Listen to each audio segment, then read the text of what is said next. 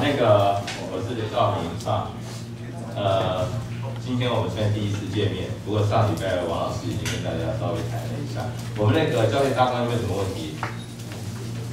上礼拜都给大家了哈。我们以后呢，全部照表操课啊，所以这个上面assume你们全部都了解，所以我们就是完全按照白纸黑字写的这个，这是我们的之间的 agreement。OK， 啊。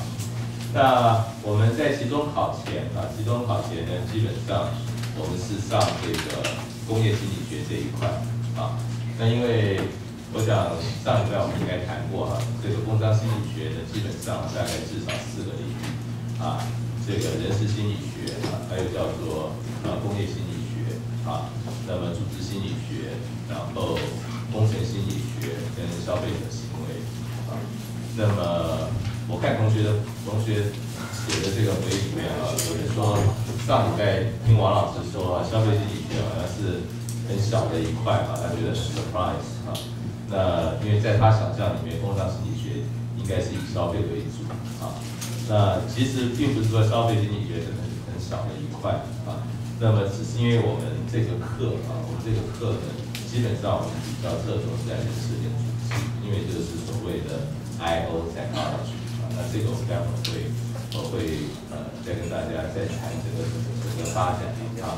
那么工程跟消费呢，因为它其实现在都已经跟其他的领域结合啊，比如说像我们学校的民生学院啊，那其实呢这个在国外啊，它其实就是 consumer science 啊，那它已经扩大到一个学院的规模啊。那民生学院里面也有一个心理学背景的老师叫徐大光。它是专门教消费者行为啊，所以它是很大的一块，不是很小的一块啊。那只是因为刚好我们这个课啊，我们这个课比较设定在 I 跟 O 两个部分，所以我们在期中考前啊，期中考前呢比较着重在 I 的这一块啊。那么期中考以后，那么我们就是在先是进入 O 啊，就是组织啊，那么然后呢到工程。然后到消费大概整个的课程安排是这样啊。那我们在期中考前呢，我们的课程设计基本上是上课前我们就问了一系列的问题然后呢，同学在上课前呢，就先要去动脑筋想想看那所以我们的上课方式呢，在期中考前我们就是先做。大团体讨论，所谓的大团体讨论呢，就是这些问题其实这里面每一个问题的设计都引导了一些我们后面要谈的一些重要的观念跟主题那么所以呢，事实上这个在讨论的过程里面，大概就带到我们今天就是每一次上课的主题里面要谈的几个重点所以那个讨论呢，我们是希望大家都可以参与。不过我蛮高兴我那个礼拜一就昨天回来一看就是大家都已经礼拜一晚上都交了听说浩文的功劳，他叫你们礼拜一晚上12点以前那么都要交。结果昨天我一看，这好乖这一班同学好乖怎么这个通常我们过去的经验很多都是到上课前一天晚上大家才噼里啪啦，前一天晚上全部都赶出来那你们还可以提前交真是了不起不过我看同学的那个反应都很不错写的都蛮有料的蛮有空那所以我们大概挑了一些我们觉得好中更好的一个，我们觉得还蛮有一些观点我们就把它挑出来。后面来的同学你们就直接往我们椅子够吗？你们直接往前面坐的地上我看不到你。如果你要坐地上的话，到前面来坐。这边可以，这边欢迎。那所以我们等一下呢，我们大概先做大团体讨论那么讨论的时候我希望大家尽量的参与那么我们中间把5个问题呢讨论完了以后我们到这个中间休息一下，然后呢，我们第2个阶段呢，我们大概就提醒一下就是综合整理一下这个课的这个主题的这个重点那么我们大概不会完全按照课本内容，因为这个课本啊，其实很简单啊，写的非常的简单啊，所以呢，我上课的时候呢会补充很多其他的东西啊，因为我们选课本啊，其实也很烦恼啊，这一本课本之所以选它，是因为这是一本唯一把4个领域全部 cover 进去全部 cover 进去。就是它后面呢，它有讲到人因工程这一块，也有讲到消费这一块这是所有的工商心理学概论的教科书里面，我唯一找到一本可以 cover 4个领域这是它的优点但是呢，它的缺点呢，因为它 cover 的领域比较多，所以它反而每个领域的介绍不够深入。例如下个礼拜我们要谈的这个校标，是工商心理学里面很重要的一部分这课本里面呢，其实谈的非常少所以你们下礼拜对应阅读的章节虽然叫你阅读第2章，可是第2章其实并没有在讲校标的问题。那这个部分呢，第2章它比较在讲研究方法而且讲的都很浅所以呢，基本上我上课的时候我会加一些补充所以我们不见得完全是照课本。那课本我是需要你们事先先看那这本课本的翻译有些地方还是有点问题。这个翻译者是志宏，是我们博士班第1届的毕业生那么他现在在亚洲大学他文笔应该算是不错。不过有些地方我还是得对照原文看，像我昨天看了什么意义，我也看不太懂那可是原文是 future， 如果不用把 future 翻成意义所以有些地方呢，我们会再跟大家再做一些这个补充所以第2阶段呢，我们大概就是以这个我们会做这个综合性的这个补充跟讨论。好，那我们现在呢，我们先看我们这个礼拜的那个思考问题我想比较有趣的是第2题我们先从那个第2题开始。第2题在问的问题是说不是第2题第2题在问的问题是说如果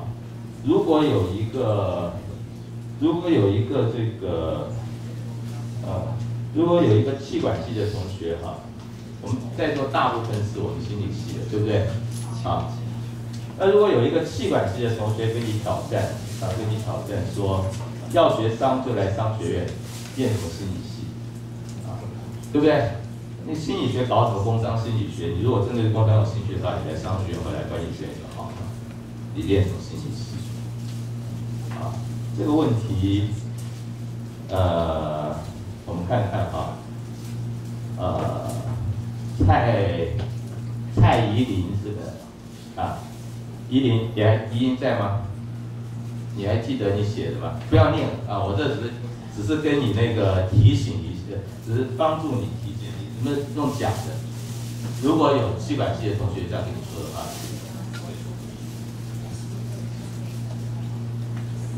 对，你如果站起来，镜头可以看得到。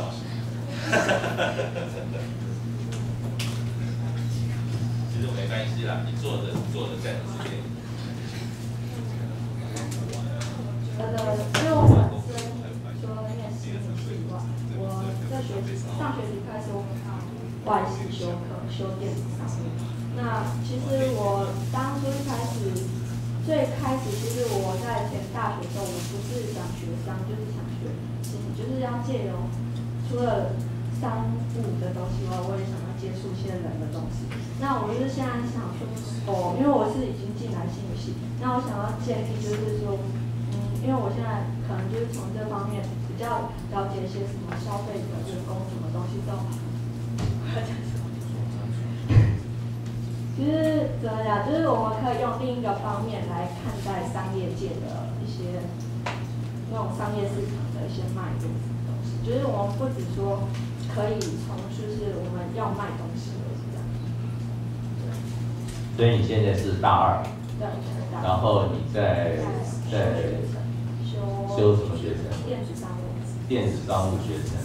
所以你上学期你就大2上学期就开始在管理学院修课，修了几门课？ 2门课。那你在管理学院修课跟这是管理学院的课还是特别开给外系的课？你是跟管院的学生一起上课？那你感觉这两边的气氛有什么不一样吗？哎，怎么样？他们商学院可能就是比较就是一板一眼。之前有去听那个他们专题，就是他们做一个专题，然后我们去听，他们时间到就真的关门，你差1秒他就不让你去，就吓到我们。可能平常就是玩了1、2分钟，他还是会让进去，可是他们那个时间到就关门，就是你连进去你要写报告，他都不让你进去，就会觉得，就是他们时间到就。像他们可能要求的什么格式都很，就是跟着商业就是有感觉上就是很有一个格式在走的，可能就是比较日式化。对，非常要求规则、格式纪律那还有呢？因为其实像写报告之后，老师也会提出来讨论说，因为有蛮多问题。他们就会说，我们就是他们本系跟国外系写的东西不一样，就是我们关心的层面都完全不一样。老师觉得还蛮开心，可以看到外系不一样。关心的层面怎么样不一样？像因为我修的是资管系的课，然后他们会比较考虑的就是一些因为我听的那个是就是在就是一些出租都在网络上出租。然后他们关心的可能就是那个网页设计的好不好，它东西不会卖出去。那我们可能关心的就是一些消费者可能会看到的地方。哦，对他们，其实你是不是还是可以转过来，这样大家可以看到，好不好？转过来讲，所以他们关心的是比较是产品，然后我们关心的比较是人。对，就是我们消费者如果知道这个资讯如何去买，他们可能只是关心说可不可以卖出去。对，所以你对这一节的回答，大概第一个 point 是说，好像我们关心的重点可能不太一样，可能不太一样。那么他们可能更要求规则纪律那么他们更关心产品或者城市或者这些。那我们关心的比较是人。如果你不同学科背景去讨论，就会看到，对不对？那我们在座，你们现在有修辅系的吧？有修辅系跟双学位的，有吗？现在有修这个管理学院方面辅系的，请举手。辅系或双学位或学程，举手吧。没有吗？有没有？是没有还是有修辅系的举手？这么少？你是修什么系？哦 ，OK， 你是哪一系？哦 ，OK， 我正在找你们。我们有2位，对不对？你们2位叫什么名字？一个是雅文，一个是嘉荣，哪一位是雅文？雅文，你谈谈看你的看法。我们请管理学院的学生来回应这个问题。其实我觉得我们因为贸易系是有分，就是学金融方面跟企业方面，我们到大3会分组，会完全分成修金融组跟企业组，然后我们2个是修企业组。然后企业组方面，老师教课的时候因为我们企业是跟国际企业，所以他会着重在就是你一个公司或者企业在国际上的时候，跟其他公司一些策略方面，我们也会修行销，可是行销的时候，心理方面没有着重的很大部分，因为会修很多从企业角度去看他怎么去做策略，然后跟别的公司竞争。然后心理方面会谈到一些，但是不是最主要的部分。但是我们修心理系之后，就会觉得，就是上心理系课感觉跟我们本系课不一样，因为心理系的课就是老师都会这样补充，就是会1对1讲。然后我们的课就是比较都是老师讲，然后我们听，然后老师发言，学生也不太敢讲话。可是心理系的课就是老师都会让你从你自己本身去想，然后可能我们系上课老师会让你从企业或管理者的角度去想，就是方面不太一样。一个角度不一样，一个上课方式可能也不太一样。所以我们刚好我们有心理系的同学去修管院的课啊，也有管院的同学的心理系的课，所以他们的确感觉到这两个系刚好有些地方是不太一样的。不过除了气氛跟关切点不一样以外，还有什么地方你们觉得是有没有更根本不一样的地方？我们还有没有其他同学修辅系跟双学位的？好，再点谁？是谁啊？你是修哪一个辅系？我是修广告系啊，那是你学长。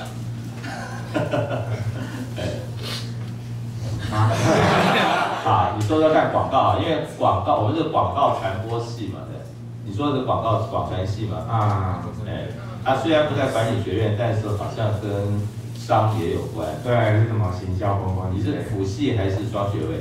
辅系，OK，你谈谈看你在那边的感觉。对啊，他们就是很注重企业的那个，就是只注重东西卖的好不好。对啊，就这样。那你为什么要去修广告系？就是想看看那边在学些什么东西。那去了以后呢，跟你的想象有没有差别？有怎么样的？广告一开始给我的感觉就是设计之类的，结果不是。结果是什么？比较偏重卖东西这样，行销，对不对？所以你本来是对广告设计有兴趣。对啊。可是他们也是有相关的课，就是相关的课程啊。对啊。那你心理系的在那边，心理系在那边会有什么贡献吗？会有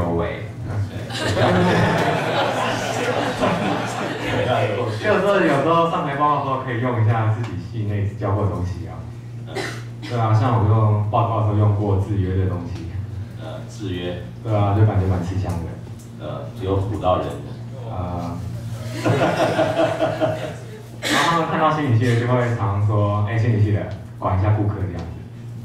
管一下顾客。就是管一下顾客在想，看一下顾客在想什么东西这样。但明明我就不会。可是因为你是心理系，所以你还是装会。所以你还是会，也还是会装会嘛？你明明不会。对啊，还是要装一下，总不能丢脸。那你会怎么装呢？就讲一下名词啊，然后就可以，反正他们都懂。就糊弄一下，对不对？不过可见人家对心理系有一些期待哈。这边我们看，我们再来哈，我们看下一位哈，嘉欣，张嘉欣，嘉欣在哪里？怎么都坐在这边？要，因为要麦克风声音才收得进去。嘉欣看着大家吧。你可以完全不照你原来讲的，照我们刚才讨论的发落下去。嘉欣自己有修外籍的课。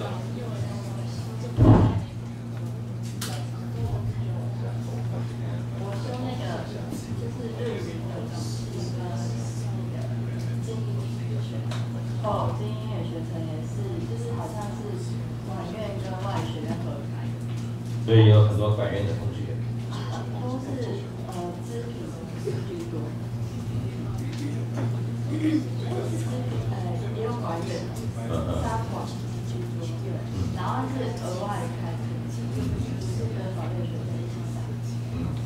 然后就是我觉得就是因为就是有去外语跟其他系的学生一起上课，然后就觉得就是那个气氛真的就是不一样，就真的差很多，就走到其他的学院上课那个感觉就是不一样。你觉得那个不一样是怎么造成的？你们都讲气氛嘛，气氛不一样，那个气氛是怎么造成的？你觉得？我觉得当初会选就是其他的系的，就是这个课程就已经有多少有不一样。然后就是再加上就是因为也待了一段时间了，在大学里面在那个各个的系上，然后就是从一开始进来福大心理系之前，就只听说心理系很特别，然后就是听谁说啊？就是学长也这样子。对啊，然后其实一开始也会觉得很迷惘，说特别，然后呢，现在就渐渐会，就是去外系看一看之后，就会渐渐发现自己优势，就是真的那个想法跟思考能力，还有就是会不一样。你现在才大二，你已经觉得你很有思考力、观察力吗？就我觉得，就也不是，就觉得有在培养。我们透过什么方式培养？就是写报告讨论啊，对，还有跟去上课，我觉得团体吧，因为团体报告真的很多，然后从别人那边，就是同学那边得到想法也很多。因为刚才这边提到那个思考力跟观察力其实是蛮重要的。但是为什么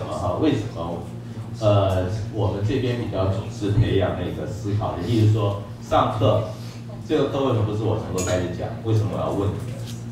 啊，那其实这个是在培养我们叫思考问题，对不对？所以你看我们这个课程设计本就是在问思考问题，为什么要你去思考这个问题？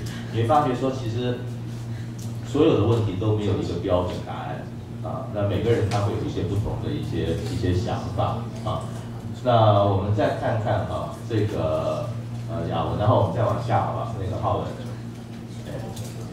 看看还有谁的啊？那么这个是这个是嘉荣的，嘉荣也是我们贸经系的，对，要不要补充一下？我补充一下，就是上课的气氛啊，就是我们做报告的时候，然后就分组上去讲，然后老师就会攻击我们的弱点，然后就叫台下的学生就一直发问，然后我们讲不出来的时候就很尴尬，就没有那么轻松了。我觉得这是老师的态度。所以并不是只有心理系才这样，对不对？管理系也很重视思考力啊。对，就是我们就是有时候觉得问题很难，然后就不太敢讲这样。我问一下你们两位在管理学院里面，你们觉得你们最想要学的是什么？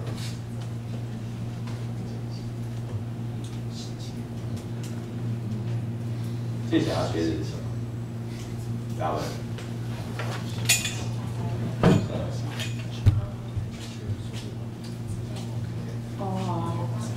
进这个系，就是因为成绩差不多就进去了，没有想太多。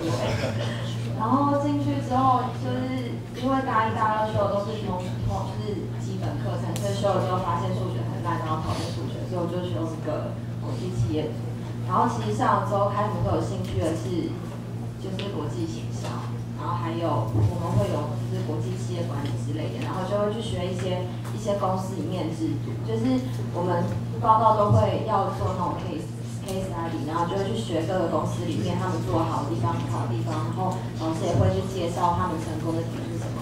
然后听了之后就觉得还蛮有趣，然后我觉得听完之后会对某一些企业会有一些憧憬，然后就会觉得如果以后有能力会想要进哪些公司去工作。然后我觉得最想学到的地方就是上完这些课之后，我觉得会比较想要学的是关于行销部分。不过行销通常是每个人都很有兴趣的地方啊，因为很有趣。对，所以好多大师我也不太确定的其实。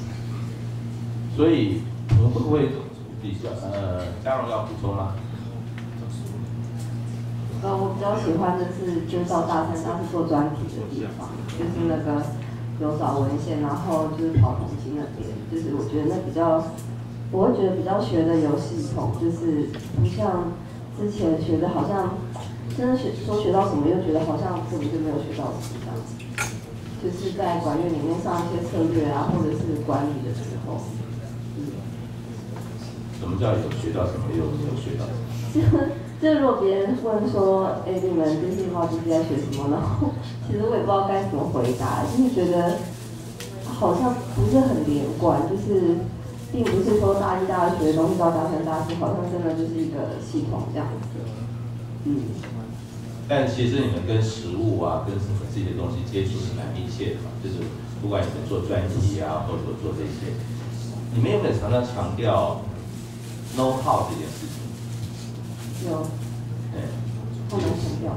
蛮强调的啊 ，know how 是什么意思？啊，我们讲的是 know how， 对不对？像你们专题啊什么那些东西，其实你们老师会常常提到 know how 这个字吗？哎，那什么是 know how？ 比如他说你们要 know how 啊，或什么，对不对？要知道，好是什么？什么是 know how？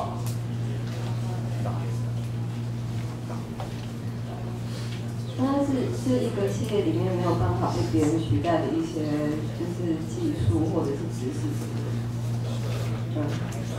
所以其实你们我想管理学院的训练蛮要求知道说到底要怎么做。这样同意吗？它其实是一直让你们去了解、去接触，例如说你刚刚讲到企业的组织啊、制度啊，这也是一个 know how 啊。你怎么样去经营一家公司啊？然后你怎么样去做怎么样的这个事情？什么样的这个 case 啊？每个 case 它怎么做啊？这管理学院比较强调的啊是 know how 啊。如果管理学院他们常常强调 know how， 我问你们其他心理系的同学，心理系在问什么？心理系常常在问的问题是什么？啊，常常在问问题这边 know who， good idea 啊。那我们心理系很喜欢知道啊，谁是谁 ，who is who， 对不对？啊，还有呢，这个我们用6个 W 来猜猜看啊 ，know why 啊 ，know why 是什么意思啊？刚刚谁讲？know why？ 为什么会讲到 know why？ 就是想到心理系可能会想知道你为什么会想认知一些事情，然后或者是说会想要知道学生我要想法，因为可能想知道为什么。观察我们老师是天到底在想这些奇奇怪怪的事。老师都会想知道我们到底在想什么，然后会知道我们为什么要写一些东西，为什么要讲这些话，或者是不知道为什么要这样打，就像你来说。对，我们常常穷追猛打一直要问你坏你说我没有为什么我就是这样那我们总是要你说出一个理由其实呢，这个是我们不同学门之间我们刚刚讲我们关心的问题焦点呢不太一样那为什么会在不同的系的气氛什么这些感觉都不太一样？因为他关心的那个重点关键重点不太一样，这个中间没有好坏这个中间没有好坏但是呢，你如果很清楚的知道如果很清楚的知道说，你今天你在的这个位置他的出发点或者他所关心的重点那你就比较容易去了解当你换了一个位置，比如说你到电子商务那边去修这个去修学程的时候，或者你到广告去修的时候，那你就会比较知道说，为什么他们的想法跟我们的想法都不太一样如果大家的想法都一样的话那就很危险了，对不对所以不同的这个学科领域因为它这个学科领域本身，我们这学科领域我们叫 discipline 因为它这个学科领域里面，它关心的重点不一样那么所以呢，它对于同样的这个对象呢，它就会有不同的贡献所以为什么我每年第一次上课的时候，我都要挑战这个问题其实就是让大家知道到底呢工商心理学到底工商心理学在心理系就是为什么工商心理学是在心理系那么你在心理系修工商心理学跟你在管理学院修人力资源管理或者修组织行为那个出发点的角度呢是完全不一样的。事实上这个问题呢也是我1985年到美国这个念书的时候，我们上博士班，进来以后，教授问的第一个问题，他进来就看我们大家那个都是博士生，他就问了一句说，你们为什么要到这边来？为什么要到心理系如果你对于 business 有兴趣的话，你为什么不直接去 business school？ 那我们在座的呢也有 business school， 然后就很不一样那个心理系大概只有2种。你如果在心理系看到有人这个油光粉面精神焕发穿西装打领带只有2种人你猜是哪2种人？你猜是哪2种人？就衣着非常光鲜亮丽大概只有2种人。哪2种人？怎么样？一个还是给你们猜一下。来，如果你在心理系的大楼里面，大部分人都是穿得很邋遢随便的那偶尔你会眼睛一亮看到那个穿得很光鲜亮丽的那这种呢，我们大家一判断就知道，他一定是2种人之一你猜？他想包装他自己，所以可能是说那个工商方面的，或者是说，好一个呢，电我差不多。说包装不太好听就是他应该要很会表现他自己，让人引起人家的注意。那 business school 呢，通常呢会有这样的训练会有这样的训练，甚至于我们在普渡的那个商学还有一个很有趣的训练就是他们上课那个讲话是被计分的就是有一个助教专门在旁边计时，你一开始讲话他就算你讲了多久。所以我们后来都说他们有一种训练就是当水龙头一样，只要水龙头一开讲个不停然后呢时间一到立刻就被收但是到底讲了什么？其实有时候听了半天但他讲得非常的流利非常流利表达能力非常的好这个是其中一种。那还有一个你们大概也猜不出来还有一个就是 clinical 我们讲 clinical people 那么就是临床的那他们的说法是因为他们要健康所以他不能一定要有某种威严在所以他一定也是穿这个，不过这是开玩笑的不过那个的确我们在不同的这个学科训练里面叫 discipline 呢，一方面我们叫做学科，另外一方面呢其实叫做规范就是说如果我们要对小孩子这小孩子有没有家教，有没有教养我们也常常是用 discipline。所以呢，现在因为不同的 discipline 它的着重点不一样所以呢，你去了解每一个 discipline 其实对你来讲是非常有帮助的。那工商心理学基本上它是有一点跨 discipline 是 interdiscipline， 所以它在心理系它对于心理系来讲，它其实是非常的应用它其实非常的应用。但是呢，对于像管理学院来讲心理系的又变得非常的理论。因为我们的那个训练背景不太一样，所以呢，在这个管理学院特别我们对 MBA 的训练我们好像有一个同学有说那个管销能发财的是，我们看到是刚才是不是杨文写的那么因为那个管理学院基本上呢，它的这个训练的范围这个比较广比如说。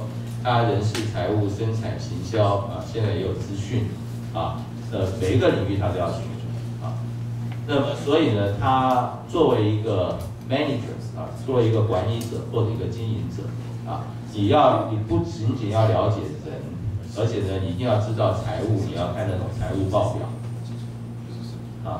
那么然后呢，你要知道物流你要知道行销，你要做广告，对不对？所以呢，对于一个这个管理学院的学生来讲，他几乎各个领域他都要接触到，因为他接触的比较广，而且呢，他必须要知道实际上怎么去做所以相对来讲呢，他就不会呢对于某一个特定的主题特别的深入，对不对那心理系哈，心理系呢，基本上呢，它在我们讲的哈产销人发财里面，基本上呢，我们大概最主要最关心的是人的这一块啊，所以我们当然我们关心就比较深入啊。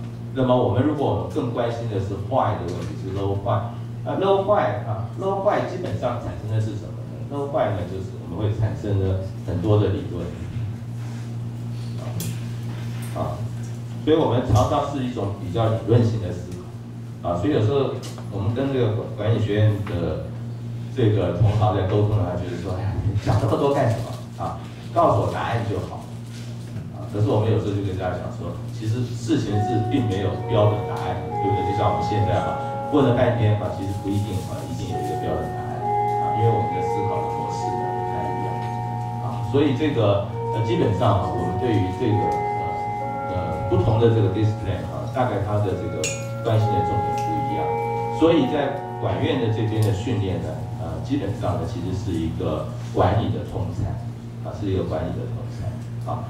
那么但在心理系的训练呢，就比较的接近于我们心理系毕业的学生到了业界以后，那么常常呢是做一个specialist 是一个专家的一个角色是做一个专家角色。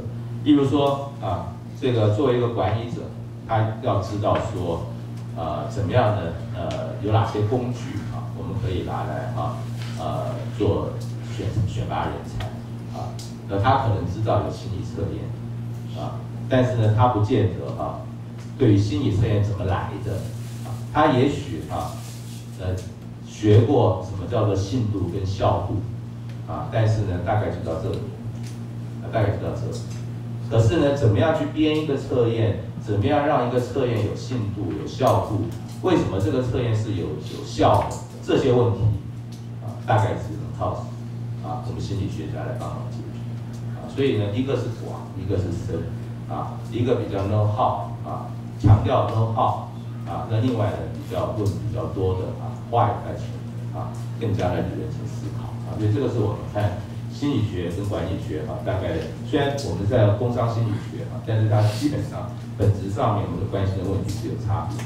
所以其实呢很多例如说我们这边在上人事心理学那么甚至现在人事心理学呢，我们也叫人力资源心理学或者心理学在人力资源管理上的应用相对来讲，管院呢有人力资源管理那我们这边呢叫做组织心理学，管院呢有组织行为。那组织心理学呢，有时候用的教科书就叫做组织行为我们可能用同一本教科书，但是呢，老师在上课的时候就用同样这一本书他上课的 focus 都会不太一样所以你发现我用这本教科书，但是我并不会照着教科书讲为什么呢？因为我每一个老师他有他自己的他自己关心的这个重点那同样的我们在研究所用了一本教科书那么是一个就是我们 I.O. 的大师叫做Cashier他现在在 Colorado， 他写了一本教科书叫做 Applying Psychology in 他以前叫做 In Personnel Management， 后来呢又改为 In Human Resources Management那么这本书写得非常好几乎是我们研究所级的这个人事心理学的圣经就是凡是念人事心理学就一定要念这本书现在硕士班的高等工业心理学就是用这本书做主要的参考书。那有一年呢，这个我几乎每年都用这本书。在美国一本教科书如果它一直重复的出几版，例如说你们现在这本教科书英文已经出到第8版它第一版好像在60年，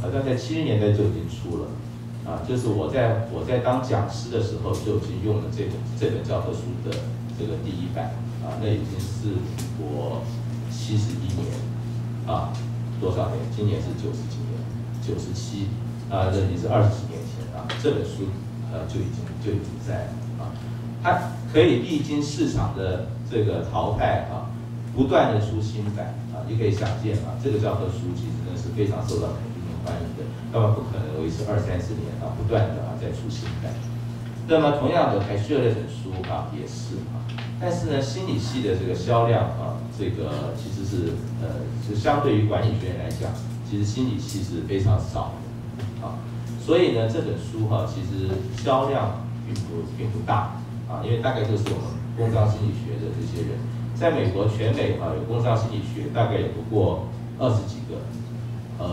，20-30个学校，而且还在不断的缩减中啊。但是呢，你如果到那个为什么？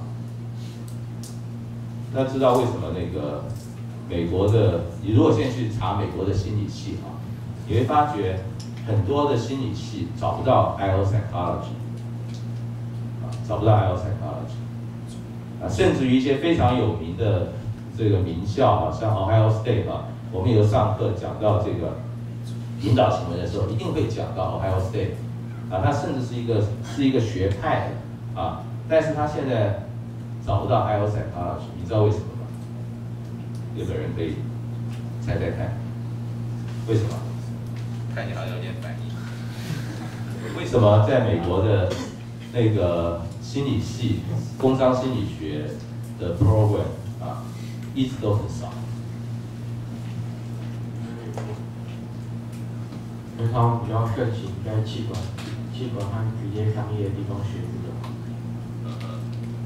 因为我没去过美国，所以我现在只能用台湾来。到哪里来？你在台湾？其实我是台湾人。我听你讲话也是侨生，那基本上啊，其实我们这个同学讲的很对啊，就是说在美国的这个心理学家哈、工商心理学家都跑哪去了？都跑到管理学院去了，啊，他们在管理学院开疆辟土啊。那么，所以呢，管理学院里面啊，如果是讲到我们叫 OBHR 啊 ，OB 就是 Organizational Behavior，HR 就是 Human Resources 啊 ，OBHR 的 program 啊，大部分都是 Psychology 的 PhD， 为什么？因为很现实，管理学院比较有钱。在美国的那个老师的待遇啊，不是像台湾一样，不管你在哪个系哈，教什么哈，待遇都一样啊。我们台湾的大学是非常社会主义的，在美国的资本主义社会里面啊，不同的学院啊，那么他老师的待遇是差很多的。那管理学院跟心理系啊，通常的待遇大概差2-3倍啊。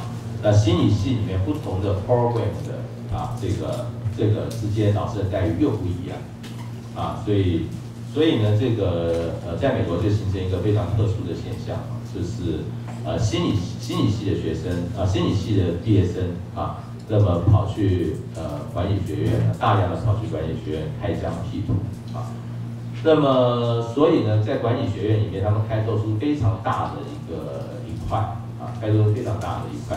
这个跟在台湾的情况不一样啊，在台湾目前呢一直没有人力资源系啊，最近好像彰师大的院才在学士班啊，好像才开，但是呢在台湾一直都只有人力资源管理研究所，对不对？大学部里面一直没有这个系。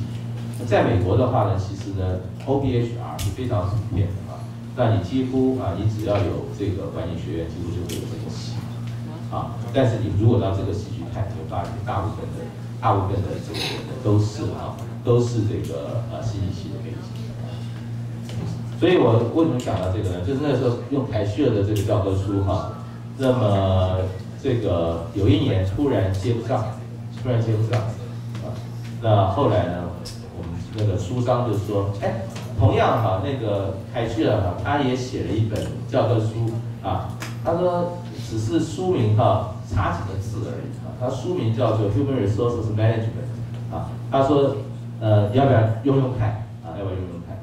我说好吧，我说那就反正都是 Human Resources 嘛啊，那就用看。结果呢，那个书一来以后啊，我也大吃一惊啊，同一个作者给心理系和给管理学院的学生写的教科书啊，那个内容长相都完全不一样。心理系那个书啊，密密麻麻啊，里面只有统计图表啊。那管院的教科书呢，厚厚的一本，字很大啊，里面的表格非常的多啊，那么彩色的啊，但是呢，很多东西哈，讲2句啊就没了啊，就是说讲一讲，好像刚刚讲到重点啊，他就没有再深入下去了。为什么？因为管院的学生其实不需要知道那么多啊。什么？所以他写给心理系的学生跟写给管院的学生啊，同一个作者，他的写法啊，内容的重点是完全不一样啊。所以即使是假设我去管院教书啊，跟我到心理系教书，可能我们的 approach 都不太一样啊。所以这个基本上呢，就是跟大家说，不同的学门之间啊，其实它有它的关系的这个重点。那我们心理学哈，心理学呢到底心理学到底这个怎么样可以应用到工商界？我们回答第一个问题。那么就是心理学到底怎么样既然这个我们叫工商心理学那我们又跟管院的训练的方向不完全一样。那心理学到底怎么样应用到工商界？看看这个又是怡宁，我们换一个人吧。所以怡宁可能你写的那个又是嘉欣，然后再来好玉洁，好玉洁，玉洁在哪里？来，就是工，想想看，心理学如何用到工商界？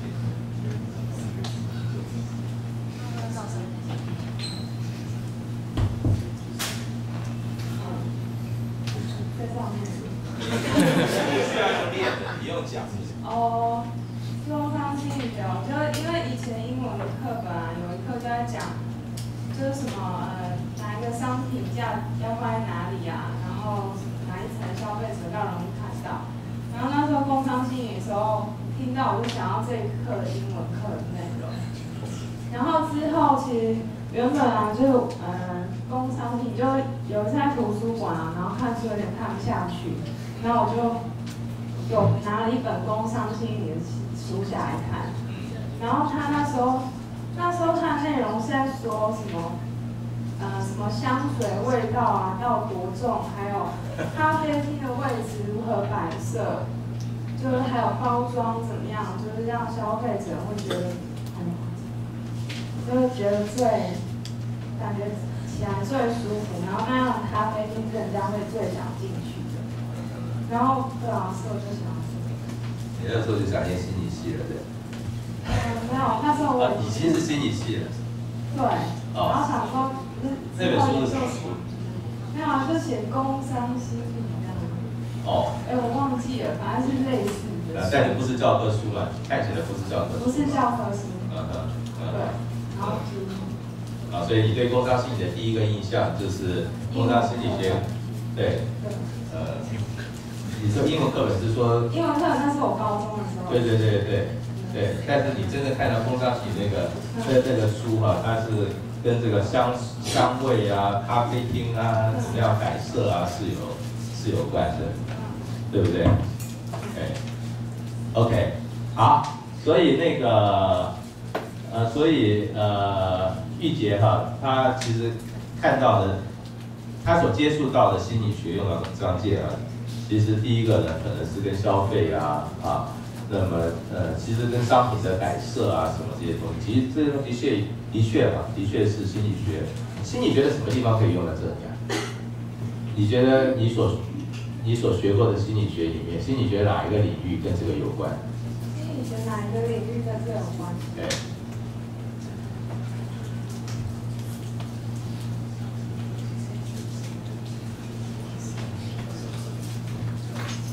大家想想看，香味跟什么有关？香味就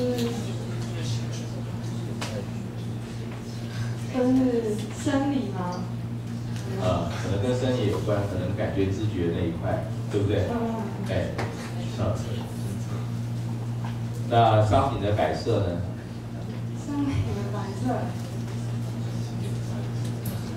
或者跟色彩或什么这些东西可能都有关所以呢，丽姐谢谢所以那个工商心理学其实它并不是一个独立于心理学其他学科的以后你会看到啊，我们在谈工商心理学的时候，其实工商心理学它在心理系里面，它是一个应用的领域，所以呢，大概普通心理学里面讲到的 topic， 到工商里面呢都会呢提到，例如说我们讲 motivation， 你们在普通心理学里面有提过 motivation 吗？对不对？啊，你在普通心理学里面有没有上过动机这一章？有没有？